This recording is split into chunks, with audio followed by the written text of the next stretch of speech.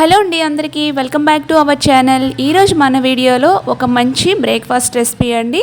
ఎప్పుడు మనం గోధుమ పిండితో చపాతీ కాకుండా కొంచెం డిఫరెంట్గా దీన్ని ఎలా ప్రిపేర్ చేసుకోవాలో చూపించబోతున్నాను. చాలా బాగుంటుంది, తప్పకుండా ట్రై చేయండి. వీడియోని ఎక్కడ స్కిప్ చేయకుండా ఎండ్ వరకు చూసేయండి. ముందుగా అయితే రెసిపీలోకి ఇప్పుడు వెళ్ళిపోయి స్టవ్ ఆన్ చేసుకుని స్టవ్ పైన కడాయి పెట్టుకొని కడాయిలోకి 1 కప్పు వరకు వాటర్ తీసుకోండి. మీ టేస్ట్కి తగ్గట్టుగా సాల్ట్ని వేసుకోండి. వాటర్ ఇలా రోలింగ్ బాయిల్ అయ్యేటప్పుడు ఇప్పుడు నేను వీడియో క్లిప్లో చూపిస్తున్న విధంగా 1 కప్పు వరకు సుజీ రవ్వ తీసుకోండి. ఈ రవ్వ ఇలా వేస్తూ ఒక సైడ్ కలుపుతూ ఉండాలన్నమాట. ఈ విధంగా ఉండాలి. సో ఇప్పుడు స్టవ్ని లో ఫ్లేమ్లో పెట్టేసుకొని మిక్స్ చేసేసుకోండి. ఈ విధంగా సాఫ్ట్గా రవ్వ అనేది ఉడికిపోవాలండి. సో నేను చూపించే విధంగా ఇలా చేసేసుకోండి. చాలా సాఫ్ట్గా రవ్వ అనేది అయిపోతుంది. సో ఇప్పుడు ఇలా సాఫ్ట్గా ఇలా ప్రిపేర్ చేసుకుని రవ్వని స్టవ్ని ఆఫ్ చేసేసి కిందకి దించేసుకొని ఇప్పుడు ఈ వేడి మీద ఉంటున్నప్పుడే మనం పిండి ఒక అరకప్పు వరకు తీసుకోండి. అంటే అరకప్పు 1 కప్పు అని చెప్పలేనండి, మీకు ఎంత సరిపడితే అంత. అంటే గోధుమ పిండి నేను తీసుకున్నాను. సో మైదా కూడా తీసుకోవచ్చు. మైదా తీసుకుంటేనే టేస్ట్ అండ్ టెక్స్చర్ బాగుంటుంది. గోధుమ పిండితో చేసుకుంటే మంచిదన్నమాట, హెల్త్కి మంచిదని చెప్పేసి నేను గోధుమ పిండితో ఈ రెసిపీని ప్రిపేర్ చేస్తున్నాను. సో ఇప్పుడు ఏంటంటే ఇలా చేసుకున్న తర్వాత ఇంకా సాఫ్ట్ బాల్ లాగా చపాతీ పిండి ముద్ద ఎలా కలిపి పెట్టుకుంటామో ఈ రవ్వలోకి పిండి మిక్స్ అయిపోయే విధంగా కలిపి పెట్టేసుకోవాలి. సో ఇలా కలుపుకున్న తర్వాత 1 స్పూన్ వరకు నెయ్యి వేసుకోండి, లేదంటే ఆయిల్ కూడా వేసుకోవచ్చు నెయ్యి నచ్చకపోతే.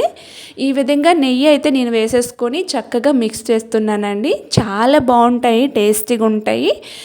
ఒక్క గోధుమ పిండితో మనం చేసుకునే చపాతీ కంటే ఇలా రవ్వ మిక్స్ చేసి చేయటం వల్ల చాలా టేస్టీగా అండ్ సాఫ్ట్గా ఉంటాయన్నమాట. సో ఇలా రౌండ్ బాల్స్ లాగా ప్రిపేర్ చేసుకున్న వాటిని ఒక 10 నిమిషాల పాటు మూత పెట్టేసి పక్కన పెట్టేయండి. 10 నిమిషాల తర్వాత ఇప్పుడు అదే ముద్దని తీసేసుకొని బాగా నీట్ చేసుకోండి. అంటే ఇలా కలిపి పెట్టేసుకోవాలి. ఇంకోసారి బాగా మనం ఎంత చక్కగా కలిపి పెట్టేసుకుంటే మనకి అంత బాగా సాఫ్ట్గా ఈ చపాతీలు అనేవి వస్తాయన్నమాట. సో ఇప్పుడు ఇందులో నుంచి చిన్న చిన్న పిండి ముద్దలను తీసుకొని రౌండ్ బాల్స్ లాగా ఇలా చుట్టు పెట్టేసుకోండి. సో ఈ విధంగా మొత్తం అన్నింటినీ కూడా ఇదే విధంగా ప్రిపేర్ చేసేసుకొని పెట్టుకోవాలన్నమాట. నేనైతే అన్నీ రెడీ చేసి పెట్టుకున్నానండి. సో ఇలా పెట్టుకున్న తర్వాత ఇప్పుడు ఒక ఫ్లోర్ పైన నీట్గా క్లీన్ చేసుకోండి. ఈ విధంగా క్లీన్ చేసుకొని పొడిపిండి వేసుకోండి. పొడిపిండి లేదంటే ఆయిల్ అయినా కింద వేసి చేసుకోవచ్చు. సో నాకు పిండితో చేసుకుంటేనే ఈజీగా అనిపిస్తుంది, చక్కగా స్ప్రెడ్ అవుతుందన్నమాట. నేలకి అతుక్కోకుండా స్ప్రెడ్ అవుతుందని చెప్పేసి నేను ఈ విధంగా చేశాను. నెక్స్ట్ ఇలా చేసుకోవాలి. వీలైనంత పల్చుగా ఒత్తుకోవాలండి. నేను వీడియో క్లిప్లో చూపిస్తున్న విధంగా ఇలా పల్చుగా ఒత్తేసుకొని ఇలా కట్ చేసేసుకోవాలి. ఇలా కట్ చేసుకొని ఈ విధంగా మలుచుకోండి. ఇలా ఫోల్డింగ్ చేసుకోండి. ఇలా చేసుకొని అన్నీ ఒకదానిపైన ఒకటి చేసుకొని ఇలా చేతితో ఇలా అడిచిపెట్టుకోండి. ఇలా అడిచిపెట్టుకుని మళ్ళీ చపాతీలా ఒత్తేసుకోండి. సో ఇలా చేయటం వల్ల ఏంటంటే పొరలుగా చక్కగా వస్తాయన్నమాట. సో మీరు ఇలా ఈ ప్రాసెస్లో చేయాలనుకుంటే ఇలా చేయొచ్చు, లేదంటే ముందుగా చపాతీ ఒత్తి పెట్టేసుకున్నాం కదా అలా కొంచెం రౌండ్గా ఒత్తేసుకొని పెట్టేసుకోవచ్చు. మీకు ఎలా నచ్చితే ఆ విధంగా చేసుకోండి. సో ఇలా చేసుకొని ఇప్పుడు స్టవ్ని ఆన్ చేసి ఇంకా తవాని పెట్టేసుకొని ఒక డ్రాప్ వరకు ఆయిల్ వేసుకొని ఆయిల్ స్ప్రెడ్ చేసుకోండి. సో ఆయిల్ స్ప్రెడ్ చేసుకున్న తర్వాత ఇలా చపాతీని వేసి ఒకవైపు ఫ్రై అయిన తర్వాత దానిపైనుంచి కూడా కొంచెం ఆయిల్ని వేసుకొని ఫ్రై చేసుకోండి. నెయ్యితో అయినా సరే కాల్చుకోవచ్చు అనమాట.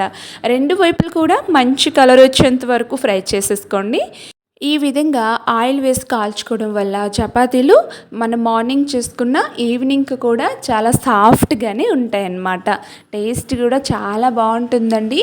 సో ఈ విధంగా 2 వైపులు కూడా మంచి కలర్ వచ్చేంత వరకు ఇలా తిప్పుకుంటూ కాల్చుకోవడం వల్ల ఈవెన్గా చపాతీ అనేది కాలుతుంది. సో వాటిని తీసేసి పక్కన పెట్టేసేయండి.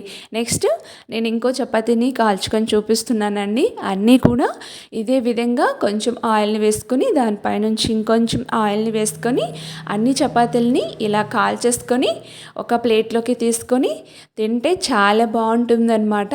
ఏ కర్రీతో ఈ చపాతీ తిన్నా చాలా బాగుంటుంది, డిఫరెంట్గా ఉంటుందండి ఈ చపాతీ. చపాతీ చాలా టేస్టీగా.